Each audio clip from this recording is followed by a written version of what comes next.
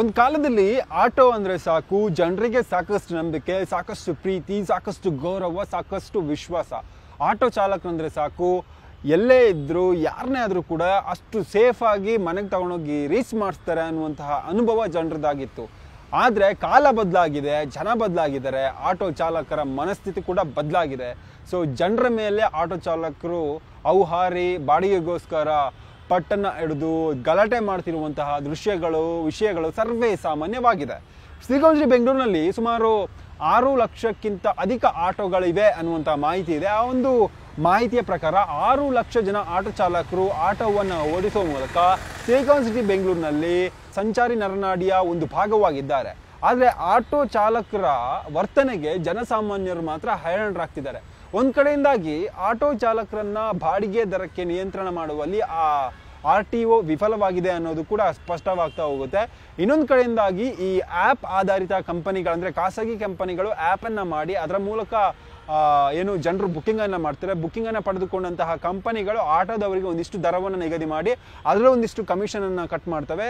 Example Ola, Uber ಇದೆಲ್ಲ ಮುಂತಾದ ಆ್ಯಪ್ಗಳು ಈ ಒಂದು ಕೆಲಸವನ್ನು ಮಾಡ್ತಿದೆ. ಈ ಒಂದು ಆ್ಯಪ್ಗಳು ಬಂದ ಮೇಲೆ ಸಾಕಷ್ಟು ಆಟೋ ಚಾಲಕರ ಹೊಟ್ಟೆ ಮತ್ತು ಬಟ್ಟೆ ಎರಡು ಮೇಲೂ ಕೂಡ ಹೊಡೆತ ಬಿದ್ದಿರುವಂಥದ್ದು. ಯಾಕಂದರೆ AC ರೂಮಲ್ಲಿ ಆರಾಮಾಗಿ ಕೂತ್ಕೊಂಡು ಓಲಾ ಅಥವಾ ಊಬರ್ ಕಂಪ್ನಿಯವರು ಒಂದು ಆ್ಯಪನ್ನು ಬಿಲ್ಡ್ ಮಾಡಿ AC ರೂಮಲ್ಲಿ ಆರಾಮಾಗಿ ಕೂತ್ಕೊಂಡ್ರು ಎಲ್ಲ ಆ್ಯಪ್ ಥ್ರೂ ಮಾನಿಟರ್ ಮಾಡಿದಾಗ ಇಲ್ಲಿ ಆನ್ ಗ್ರೌಂಡ್ ಫೀಲ್ಡ್ ಅಂದರೆ ಆನ್ ಗ್ರೌಂಡಲ್ಲಿ ವರ್ಕ್ ಮಾಡೋದು ಆಟೋ ಚಾಲಕರು. ಯಾಕಂದರೆ ಆಟೋ ಚಾಲಕರು ಫ್ಯೂಲ್ ಅವ್ರು ಹಾಕ್ತಾರೆ, ಗಾಡಿ ಮೇಂಟೆನೆನ್ಸ್ ಅವ್ರದ್ದು, ಗಾಡಿ ಅವ್ರದ್ದು, ಎಲ್ಲ ಅವ್ರದ್ದು.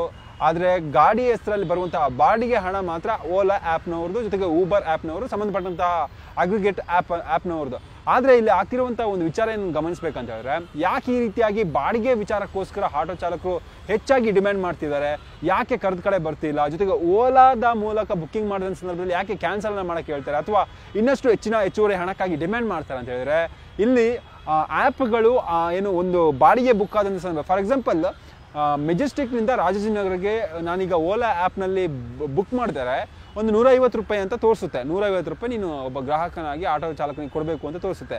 150 ರೂಪಾಯಿಯಲ್ಲಿ ಓಲಾ ಕಂಪ್ನಿಯಿಂದ ಕಮಿಷನನ್ನು ಕಟ್ ಮಾಡಿ ಉಳಿದಂಥ ಹಣವನ್ನು ಆಟೋ ಚಾಲಕರಿಗೆ ಕೊಡ್ತಾರೆ. ಅಂದರೆ 150 ರೂಪಾಯಲ್ಲಿ ಒಂದು 30 ರೂಪಾಯಿ 40 ರೂಪಾಯಿ ಕಮಿಷನ್ ಕಟ್ ಆಗುತ್ತೆ. ಸೊ 150 ರೂಪಾಯಿ ಬಾಡಿಗೆಯಲ್ಲಿ 40 ರೂಪಾಯಿ ಹೋದರೆ 110 ರೂಪಾಯಿ. ಸೊ ಅವನು 10 ಕಿಲೋಮೀಟ್ರಿಗೆ, for example Majestic to Rajanagar ಒಂದು 7 ರಿಂದ 8 ಕಿಲೋಮೀಟರ್ ಆಗ್ಬೋದು. ಒಂದು 7 ರಿಂದ 8 ಕಿಲೋಮೀಟರ್ಗೆ 110 ರೂಪಾಯಿ ಬಾಡಿಗೆ ಅವನಿಗೆ ವರ್ಕೌಟ್ ಆಗಲ್ಲ ಅನ್ನುವಂಥ ಮಾತನ್ನು ಆಟೋ ಚಾಲಕರು ಹೇಳ್ತಿದ್ದಾರೆ. ಆದರೆ ಇದರ ಒಂದು ಒತ್ತಡವನ್ನು ಪ್ರಯಾಣಿಕರ ಮೇಲೆ ಆಟೋ ಚಾಲಕರು ಆಗ್ತಿರುವಂಥ ದೃಶ್ಯಗಳು, ಘಟನೆಗಳು ಸರ್ವೇ ಸಾಮಾನ್ಯವಾಗಿದೆ. ಒಂದು ಕಡೆಯಿಂದಾಗಿ ಹೆಚ್ಚುವರಿ ಹಣ ಡಿಮ್ಯಾಂಡ್ ಮಾಡೋದು, ಒಂದು ವೇಳೆ ಆಟೋ ಬುಕ್ ಮಾಡಿ ಬಂದ ಲೊಕೇಶನ್ ರೀಚ್ ಆದಮೇಲೆ ಕ್ಯಾನ್ಸಲನ್ನು ಮಾಡಿಸುವಂಥದ್ದು, ಜೊತೆಗೆ ಕ್ಯಾನ್ಸಲನ್ನು ಮಾಡುವಂಥದ್ದು, ಇಲ್ಲಂತೇಳಿದ್ರೆ ಹೆಚ್ಚುವರಿ ಹಣಕ್ಕಾಗಿ ಡಿಮ್ಯಾಂಡ್ ಮಾಡೋದು, 1 to ಡಬಲ್ ರೇಟನ್ನು ಕೇಳುವಂಥದ್ದು, ಇದೆಲ್ಲ ಪ್ರಕರಣಗಳು ಬೆಂಗಳೂರಿನಲ್ಲಿ ದಿನದಿಂದ ದಿನಕ್ಕೆ ಜಾಸ್ತಿ ಆಗ್ತಿದೆ. ಸಂಬಂಧಪಟ್ಟಂಥ ಸಾರಿಗೆ ಇಲಾಖೆ ಈ ಒಂದು ವಿಚಾರವನ್ನು ನಿಯಂತ್ರಣ ಮಾಡೋಕ್ಕೆ ಸಂಪೂರ್ಣವಾಗಿ ವಿಫಲ ಆಗಿದೆ ಅನ್ನೋದು ಕೂಡ ಸ್ಪಷ್ಟವಾಗ್ತಾ ಹೋಗುತ್ತೆ. ಒಂದು ಕಡೆಯಿಂದಾಗಿ ಸಾರಿಗೆ ಇಲಾಖೆ ಹೇಳಿತ್ತು, ನಾವೇ ಒಂದು ನಮ್ಮ ಸರ್ಕಾರದ ಮುಖೇನ ಆ್ಯಪನ್ನು ಬಿಲ್ಡ್ ಮಾಡ್ತೀವಿ ಅನ್ನುವಂಥ ಮಾತನ್ನು ಹೇಳಿತ್ತು. ಅಂದರೆ ಓಲಾ ಊಬರ್ ಇಶ್ಯೂ ಆಯ್ತಲ್ಲ, ಆ ಸಂದರ್ಭದಲ್ಲಿ ಸರ್ಕಾರದ ಮುಖೇನ ನಾವು ಆ್ಯಪನ್ನು ಬಿಲ್ಡ್ ಮಾಡ್ತೀವಿ ಅಂತ ಹೇಳಿತ್ತು. ಆದರೆ ಇದುವರೆಗೂ ಕೂಡ ಆ್ಯಪನ್ನು ಬಿಲ್ಡ್ ಮಾಡಿಲ್ಲ. ಅದಾದ ಬಳಿಕ ನಮ್ಮ ಯಾತ್ರೆ ಅಂತ ಬಂತು. ನಮ್ಮ ಯಾತ್ರೆ ಕೂಡ ಅಷ್ಟು ಜನಪ್ರಸಿದ್ಧಿಯನ್ನು ಪಡೆದಿಲ್ಲ. ಒಂದಿಷ್ಟು ಜನರು ಅದನ್ನೇ ಯೂಸ್ ಮಾಡ್ಕೊಂಡಿದ್ದು, ಯಾಕಂದರೆ ಅಲ್ಲಿ ಕಮಿಷನ್ ಕಟ್ ಮಾಡೋದಿಲ್ಲ ಅನ್ನುವ ಕಾರಣಕ್ಕಾಗಿ. ಆದರೆ ಓಲಾ ಊಬರ್ ಇದೆಯಲ್ಲ, ಇದು ಒಂದು ಕಡೆಯಿಂದಾಗಿ ಆಟೋ ಚಾಲಕರನ್ನು ಇಂಡೈರೆಕ್ಟ್ ಆಗಿ ತಿಂದು ತೆಗೆದ್ರೆ ಆಟೋ ಚಾಲಕರು ಆ ಒಂದು ಒತ್ತಡವನ್ನು ಪ್ರಯಾಣಿಕರ ಮೇಲೆ ಹಾಕ್ತಿದ್ದಾರೆ. ಪ್ರಯಾಣಿಕರು ಇದರಿಂದಾಗಿ ಹೈರಾಣ ಪಡುವಂಥ ಸ್ಥಿತಿ ತಲುಪಿದ್ದಾರೆ. ಸೊ ಸಂಬಂಧಪಟ್ಟಂತಹ ಸಾರಿಗೆ ಇಲಾಖೆ ಅಧಿಕಾರಿಗಳಿರ್ಬೋದು ಅಥವಾ ಆಟೋ ಚಾಲಕರು ಇರ್ಬೋದು, ಒಂದು ನಿಗದಿತ ಪ್ರಮಾಣದಲ್ಲಿ ನಿಗದಿತ ದರವನ್ನು ನಿಗದಿ ಮಾಡಿ ಆಟೋ ಚಾಲಕರ ಜೊತೆ ಪ್ರಯಾಣಿಕರನ್ನು ಕೂಡ ಸೇಫಾಗಿ ತಲುಪಿಸೋದು ಜವಾಬ್ದಾರಿ ಆಗುತ್ತೆ. ಯಾಕಂದರೆ ಆಟೋ ಚಾಲನೆ ಮಾಡೋದು ಅಂದರೆ ಅದೊಂದು ಕೆಲಸ ಮಾತ್ರ ಅಲ್ಲ, ಅದೊಂದು ಕರ್ತವ್ಯ ಕೂಡ. ಯಾಕಂತಂದರೆ ಯಾರೇ ಒಬ್ಬ ಒಂದು ಮಹಿಳೆ 11 ಗಂಟೆ 12 ಗಂಟೆ ರಾತ್ರಿಗೆ ಬೆಂಗಳೂರಿಂದ ಒಂದು ಕಡೆ ಆಟೋ ಬುಕ್ ಮಾಡ್ಕೊಂಡು ಹೋಗ್ತಿದ್ದೇನೆ ಅಂತ ಹೇಳಿದರೆ ಅವಳಿಗೆ ನಂಬಿಕೆ, ಆಟೋ ಚಾಲಕರ ಮೇಲೆ ನಂಬಿಕೆ, ಆ ನಂಬಿಕೆಯನ್ನು ಉಳಿಸಿಕೊಳ್ಳುವಂಥ ಕೆಲಸವನ್ನು ಆಟೋ ಚಾಲಕರು ಮಾಡಬೇಕು. ಯಾಕಂದರೆ ಎಲ್ಲ ಆಟೋ ಚಾಲಕರು ಆ ಥರ ಇಲ್ಲ. ಒಂದಿಷ್ಟು ಆಟೋ ಚಾಲಕರಿಗೆ ಈ ರೀತಿಯಾಗಿ ವರ್ತನೆ ಮಾಡ್ತಾರೆ. ಖುದ್ದಾಗಿ ನನಗೂ ಕೂಡ ಈ ಒಂದು ಘಟನೆಗಳು, ಈ ಒಂದು ಹೆಚ್ಚುವರಿ ಹಣ ಡಿಮ್ಯಾಂಡ್ ಮಾಡುವಂಥ ಪ್ರಕರಣಗಳು ನನಗೂ ಕೂಡ ಎಕ್ಸ್ಪೀರಿಯನ್ಸ್ ಆಗಿದೆ. ಆ ಒಂದು ಎಕ್ಸ್ಪೀರಿಯನ್ಸ್ ಬೇಸ್ ಮೇಲೆ ನಾನು ಈ ಒಂದು ವಿಡಿಯೋವನ್ನು ಮಾಡ್ತಿದ್ದೀನಿ. ಸದ್ಯಕ್ಕೆ ಸಂಬಂಧಪಟ್ಟಂತೆ ಮೆಜೆಸ್ಟಿಕ್ನಿಂದ ವೈಟ್ಫೀಲ್ಡ್ ಕಡೆಗೆ BTM ಲೈಟ್ ಕಡೆಗೆ ಒಬ್ಬ ಓಲಾ ಆಟೋವನ್ನು ಒಂದು ಮಹಿಳೆ ಬುಕ್ ಮಾಡಿರ್ತಾರೆ. ಬುಕ್ ಮಾಡಿದ ಸಂದರ್ಭದಲ್ಲಿ ಮೆಜೆಸ್ಟಿಕ್ನಿಂದ ಕಾರ್ಪೊರೇಷನ್ ಸರ್ಕಲ್ವರೆಗೂ ಆ ವ್ಯಕ್ತಿ ಆಟೋವನ್ನು ಚಲಾಯಿಸ್ಕೊಂಡು ಬಂದು ನಂತರದಲ್ಲೇ 50ರಿಂದ 100 ರೂಪಾಯಿ ಕೊಡು ಅಂತೇಳಿ ಹೆಚ್ಚುವರಿ ಹಣ ಡಿಮಾಂಡ್ ಮಾಡ್ತಾರೆ. ಸೊ ಸಂಬಂಧಪಟ್ಟ ಮಹಿಳೆ ಇಲ್ಲಿ ಬುಕ್ ಆಗಿರೋದು ಇಷ್ಟಪ್ಪ, 250 ರೂಪಾಯಿ ಬುಕ್ ಆಗಿದೆ, 250 ರೂಪಾಯಿ ನಾನು ಕೊಡ್ತೀನಿ ಅಂತ ಹೇಳಿದ್ದಾರೆ. ಸೊ ಸಂಬಂಧಪಟ್ಟಂತೆ ಆಟೋ ಚಾಲಕ ಕೂಡ ರೈಸ್ ಆಗಿಬಿಟ್ಟು 50 ರೂಪಾಯಿ ಎಕ್ಸ್ಟ್ರಾ ಕೊಡಿ, ಇಲ್ಲ ಅಂತೇಳಿದ್ರೆ ಇಳಿರಿ ಅಂತ ಹೇಳ್ಬಿಟ್ಟು ಗಾಡಿಯಿಂದ ಇಳಿಸಿ ದೊಡ್ಡ ಹೈಡ್ರಾಮನೇ ಸೃಷ್ಟಿ ಮಾಡಿದ್ದಾನೆ. ಸೊ ಇದೊಂದು ಘಟನೆಯ ನಿದರ್ಶನವಾಗಿರುವಂಥದ್ದು. ಇದೇ ರೀತಿ ಕೂಡ ಸಿಲಿಕಾನ್ ಸಿಟಿಯಲ್ಲಿ ಸರ್ವೇ ಸಾಮಾನ್ಯವಾಗಿ ದಿನನಿತ್ಯ ಸಾವಿರಾರು ಘಟನೆಗಳು ಈ ಒಂದು ಆಟೋ ಚಾಲಕರ ಪ್ರಯಾಣಕ್ಕೆ ಸಂಬಂಧಪಟ್ಟಂತೆ ನಡೀತಾ ಇದೆ. ಒಂದು ಕಡೆಯಿಂದಾಗಿ ಆಟೋದಲ್ಲಿ ಮೀಟರ್ ಬೋರ್ಡನ್ನು ಹಾಕಿರ್ತಾರೆ, ಆ ಮೀಟರ್ ಬೋರ್ಡ್ ಕೂಡ ಆನ್ ಮಾಡೋದಿಲ್ಲ. ಯಾಕಂದರೆ ಓಲಾ ಮುಖಾಂತರ ಬುಕ್ ಮಾಡಿದ ಸಂದರ್ಭದಲ್ಲಿ ಮೀಟರ್ ಬೋರ್ಡ್ ಆನ್ ಮಾಡೋದಿಲ್ಲ. ಸಂಬಂಧಪಟ್ಟಂಥ RTO ಅಧಿಕಾರಿಗಳು ಕಾರ್ಯಾಚರಣೆ ಮಾಡ್ತಾರೆ. ಏನೇನಕ್ಕೂ ಕಾರ್ಯಾಚರಣೆ ಮಾಡ್ತೀರಾ, ಇಂಥದಕ್ಕೆಲ್ಲ ಕಾರ್ಯಾಚರಣೆ ಮಾಡಿ. ಯಾರು ನಿಯತ್ತಾಗಿ ದುಡಿತಿರೋದಲ್ಲ, ಸಾಕಷ್ಟು ಜನ ಆಟೋ ಚಾಲಕರು ನಿಯತ್ತಾಗಿ ತಮ್ಮ ಹೊಟ್ಟೆಪಾಡಿಗೋಸ್ಕರ ಎಷ್ಟು ಮೀಟ್ರ್ ಬರುತ್ತೆ, ಎಷ್ಟು ದುಡ್ಡಾಗುತ್ತೆ, ಎಷ್ಟು ಬಾಡಿಗೆ ಆಗುತ್ತೆ ಅಷ್ಟನ್ನು ಕೂಡ ತೆಗೆದುಕೊಂಡು ಕೆಲಸ ಮಾಡ್ತಿರುವಂಥ ಆಟೋ ಚಾಲಕರು ಕೂಡ ಇದ್ದಾರೆ.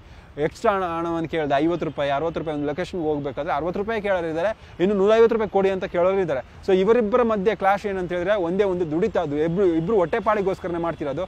ಒಬ್ಬರು ಬೇಗ ದುಡಿಬೇಕು ಅಂತಿದ್ದಾರೆ, ಇನ್ನೊಬ್ಬರು ನಂಗೆ ಎಷ್ಟು ಬರುತ್ತೆ ಸಾಕು ಅಂತೇಳಿ ಡಿಸೈಡ್ ಮಾಡ್ಕೊಂಡು ದುಡಿತಾ ಇದ್ದಾರೆ. ಒಟ್ಟಾರೆಯಾಗಿ ಆಟೋ ಚಾಲಕರ ಈ ಪರಿಸ್ಥಿತಿಗೆ ಒಂದು ಕಡೆ ಇಂಡೈರೆಕ್ಟ್ ಆಗಿ ಸರ್ಕಾರ ಕಾರಣ ಆದರೆ, ಇನ್ನೊಂದು ಕಡೆ ಇಂಡೈರೆಕ್ಟ್ ಆಗಿ ಆಟೋ ಚಾಲಕರೇ ಕಾರಣ. ಸೊ ಓವರ್ ಟೈಮ್ ಮಾಡ್ತೀರಾ, ನಿದ್ರೆ ಬಿಡ್ತೀರಾ, ರಾತ್ರಿ ಎಲ್ಲ ಡ್ಯೂಟಿ ಮಾಡ್ತೀರಾ. ಸೊ ಇಂಥ ಸಂದರ್ಭದಲ್ಲಿ ಕಷ್ಟಪಟ್ಟು ಕೆಲಸ ಮಾಡುವಾಗ ನಿಮ್ಮ ಶ್ರಮಕ್ಕೆ ತಕ್ಕ ಪ್ರತಿಫಲ ಸಿಕ್ಕೇ ಸಿಗುತ್ತೆ. ಈ ಹಿನ್ನೆಲೆಯಲ್ಲಿ ಆಟೋ ಚಾಲಕರು ವಾಹನವನ್ನು ಚಲಾಯಿಸುವಾಗ ಜವಾಬ್ದಾರಿಯಿಂದ ಮತ್ತು ಕರ್ತವ್ಯವನ್ನು ಅರಿತು ಚಲಾಯಿಸಬೇಕಾಗುತ್ತೆ. ಯಾವುದೇ ಕಾರಣಕ್ಕೂ ಪ್ರಯಾಣಿಕರಿಗೆ ತೊಂದರೆಯನ್ನು ಮಾಡದೆ ಚಲಾವಣೆ ಮಾಡಿದರೆ ಸಾಕಷ್ಟು ಪ್ರಯಾಣಿಕರಿಗೆ ಒಳಿತಾಗುತ್ತೆ. ಸಾಕಷ್ಟು ಆಟೋ ಸಂಘಟನೆಗಳು ಕೂಡ ಇದನ್ನೇ ಹೇಳ್ತವೆ, ಇದನ್ನೇ ಸಪೋರ್ಟ್ ಮಾಡ್ತವೆ. ಪ್ರಯಾಣಿಕರನ್ನು ಸೇಫಾಗಿ ತಲುಪಿಸೋದೇ ನಮ್ಮ ಗುರಿ ಅನ್ನುವಂತಹ ಧ್ಯೇಯದೊಂದಿಗೆ ಸಾಕಷ್ಟು ಆಟೋ ಚಾಲಕರ ಸಂಘಟನೆಗಳು, ಆಟೋ ಚಾಲಕರು ಕೂಡ ಕೆಲಸವನ್ನು ಮಾಡ್ತಿದ್ದಾರೆ. ಆದರೆ ಈ ಒಂದು ಆ್ಯಪ್ಗಳು ಜೊತೆಗೆ ಮಾಡರ್ನ್ ಯುಗದ ಮಾಡರ್ನ್ ಪದ್ಧತಿಗಳಿಂದಾಗಿ ಆಟೋ ಚಾಲಕರ ವರ್ಚಸ್ಸು, ವಯಸ್ಸು ಜೊತೆಗೆ ರೆಸ್ಪೆಕ್ಟ್ ಮೂರು ಕೂಡ ನಾಶವಾಗ್ತಾ ಹೋಗ್ತಿದೆ. ಸಂಬಂಧಪಟ್ಟ ಸರ್ಕಾರ ಈ ಒಂದು ವಿಚಾರವಾಗಿ ಯಾವ ರೀತಿಯಾಗಿ ಕ್ರಮವನ್ನು ಕೈಗೊಳ್ಳುತ್ತೆ, ಈ ರೀತಿಯಾಗಿ ಓವರ್ ಲೂಪ್ ಚಾರ್ಜ್ ಮಾಡೋರಿಗೆ ಕಡಿವಾಣ ಹಾಕುತ್ತಾ ಸಾರಿಗೆ ಇಲಾಖೆಯ ಅಧಿಕಾರಿಗಳು ಕಾರ್ಯಾಚರಣೆ ನೆಪದಲ್ಲಿ ಮತ್ತೆ ಆಟೋ ಚಾಲಕರ ರೂಟಿಗೆ ಇಳಿತಾರಾ ಅಥವಾ ನಿಜವಾಗ್ಲೂ ಆಟೋ ಚಾಲಕರ ರಕ್ಷಣೆಯನ್ನು ಮಾಡ್ತಾರಾ ಕಾದು ನೋಡಬೇಕಿದೆ. ನೋಡ್ತಾ ಇರಿ ನ್ಯೂಸ್18 ಕನ್ನಡ. ಧನ್ಯವಾದಗಳು. ಕನ್ನಡಿಗರ ಮೆಚ್ಚಿನ ನಿಮ್ಮ ನ್ಯೂಸ್18 ಕನ್ನಡ ಈಗ ವಾಟ್ಸ್ಆಪ್ನಲ್ಲಿಯೂ ಲಭ್ಯ. ಕರ್ನಾಟಕ ಮತ್ತು ದೇಶ ವಿದೇಶದ 360 ಡಿಗ್ರಿ ಸುದ್ದಿ ವಿವರವನ್ನ ನೀವು ನಿಮ್ಮ ಕೈ ಬೆರಳುಗಳಲ್ಲಿಯೇ ಪಡೆಯೋದಿಕ್ಕೆ ಈ QR ಕೋಡ್ ಅನ್ನು ಸ್ಕ್ಯಾನ್ ಮಾಡಿ. ನಮ್ಮ ಚಾನೆಲ್ ಅನ್ನು ಫಾಲೋ ಮಾಡಿ, ನೋಟಿಫಿಕೇಶನ್ ಆನ್ ಮಾಡಿ.